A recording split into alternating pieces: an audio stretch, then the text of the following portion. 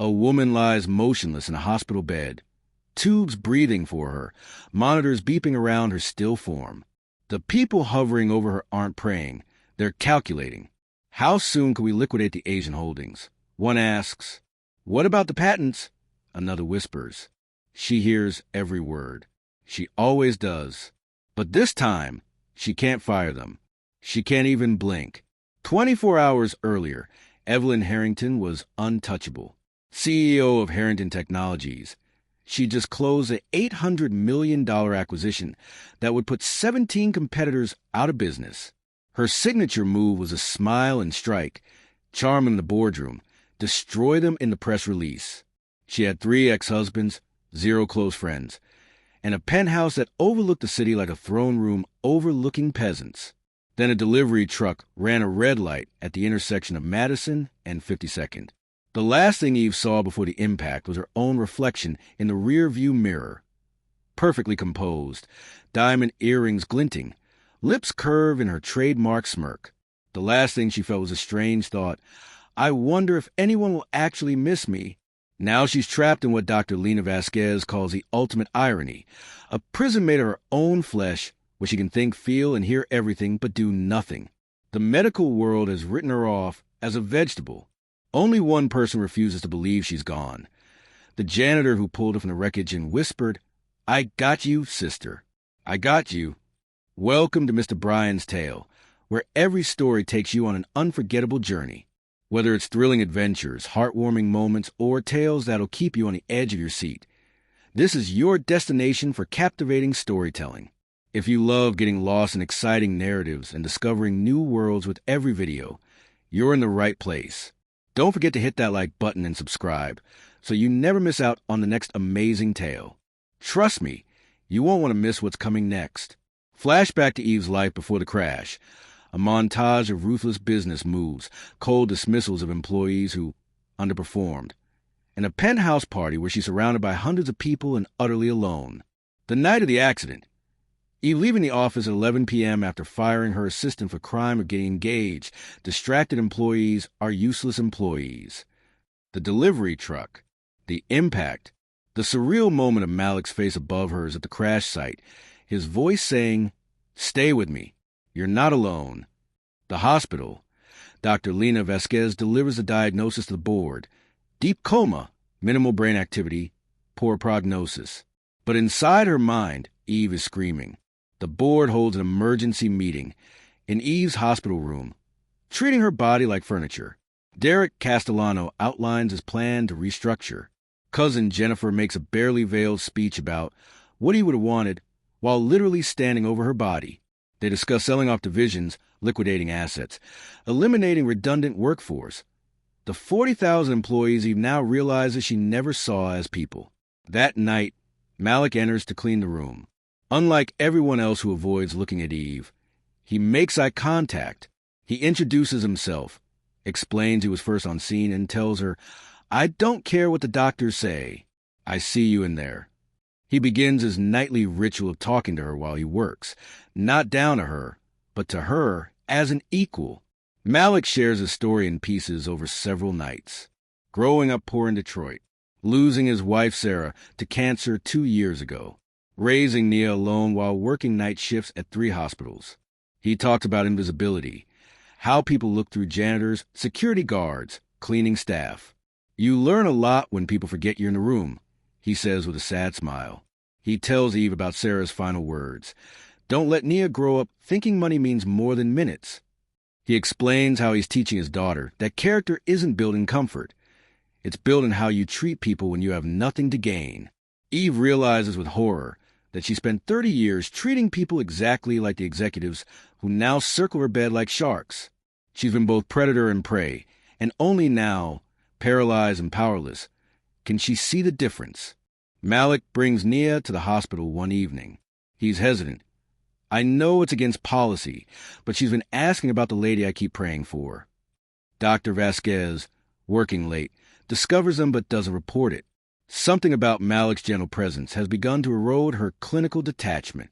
Nia treats Eve like a person, not a patient. She shows Eve her drawings, tells her about a bully at school, asks if she can paint Eve's nails, Because everyone should have something pretty to look at.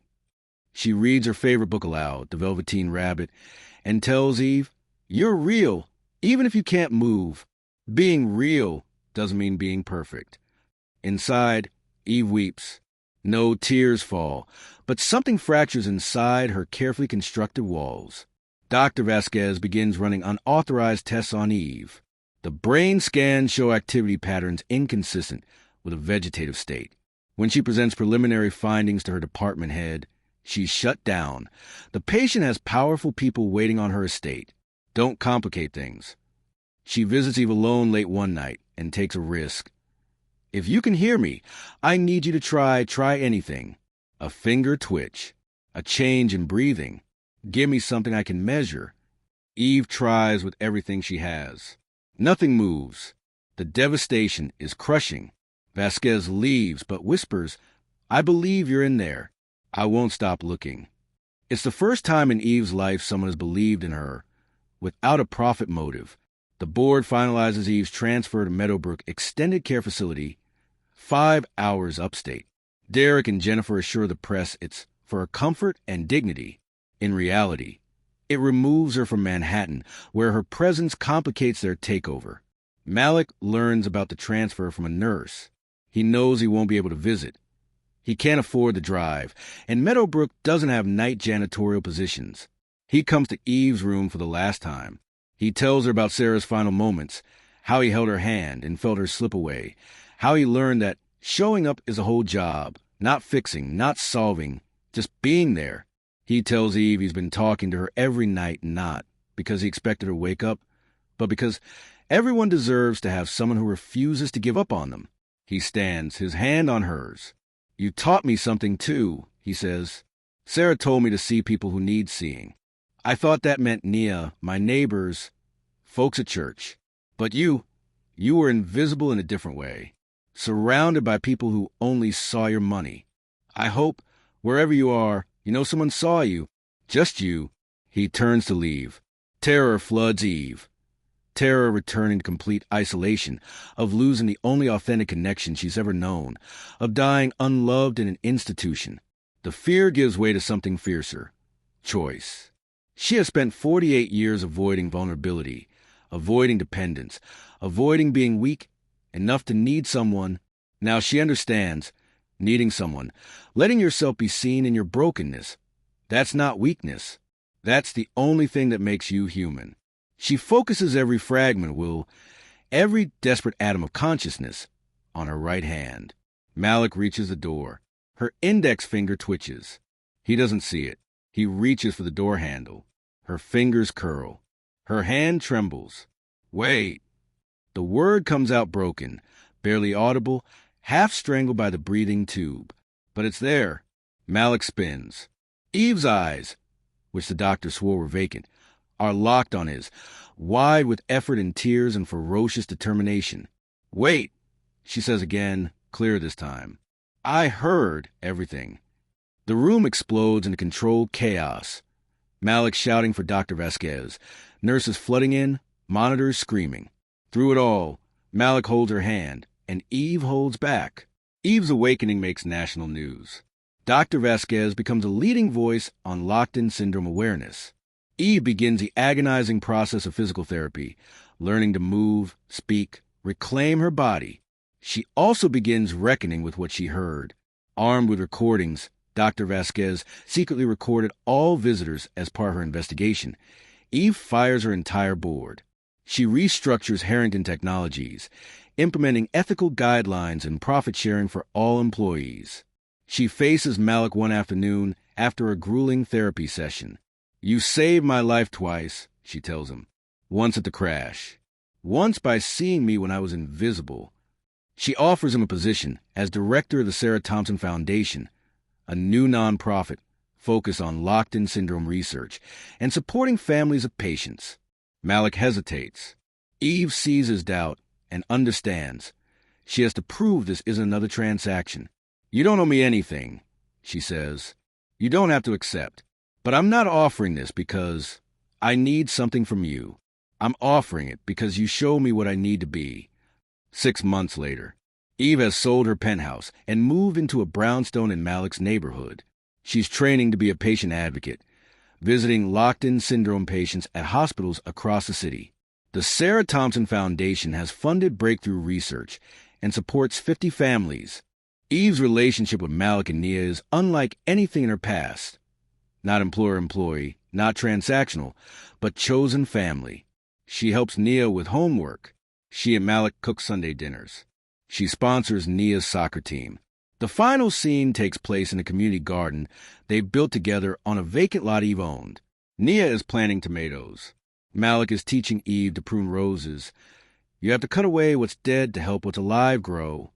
Eve looks at her scarred hands, still rebuilding motor control, at Malik's profile as he works beside her, at Nia's bright laughter. She thinks about the woman she was, powerful, wealthy, untouchable, and utterly alone. She thinks about the woman she is becoming, scarred, humble, vulnerable, and deeply seen. What are you thinking? Malik asks. Eve smiles, a real smile, not her trademark smirk. I'm thinking I finally understand what my father never did. You can own the whole world and have nothing, or you can have nothing and be rich beyond measure. Nia runs over with a tomato seedling. Miss Eve, this one's for you. Daddy says tomatoes need sun and care and patience, just like people. Eve takes the seedling in her hands, still trembling slightly, steady as Malik helps her plant it. Just like people, she agrees. And for the first time in her 48 years, Evelyn Harrington knows what it means to be home. Evelyn Harrington's journey from ruthless billionaire to broken patient to healed human being reminds us of a profound truth. We are not defined by our wealth, our power, or our accomplishments. We are defined by who we become when everything is stripped away, and who chooses to see us when we're invisible. Malik Thompson didn't save Eve because he wanted something from her. He saved her because he understood what it meant to be truly seen. His late wife Sarah taught him that lesson, and he passed it on to both his daughter Nia and to a woman who had spent her entire life believing that love was a transaction. Sometimes it takes losing everything to discover what actually matters. Sometimes it takes being completely powerless to understand real strength. And sometimes it takes a hospital janitor with a kind heart to teach a billionaire what true wealth really means. Eve learned that the most valuable thing we can offer another person isn't money, status, or power, it's presence. It's showing up. It's refusing to look away when someone needs to be seen. What do you think? This story raises powerful questions about how we treat the invisible people in our lives. The janitors, security guards, cashiers, and countless others we pass every day without truly seeing. It challenges us to examine our own lives. Are we building fortresses around our hearts like Eve did? Are we measuring our worth by what we own instead of who we love? And most importantly, who in our lives needs to be seen today? I want to hear from you in the comments below. Have you ever felt invisible, like Eve in her paralysis?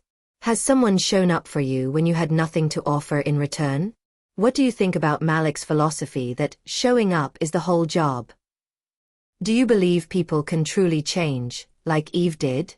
If this story touched your heart, moved you to tears, or made you think differently about the people around you, please hit that like button.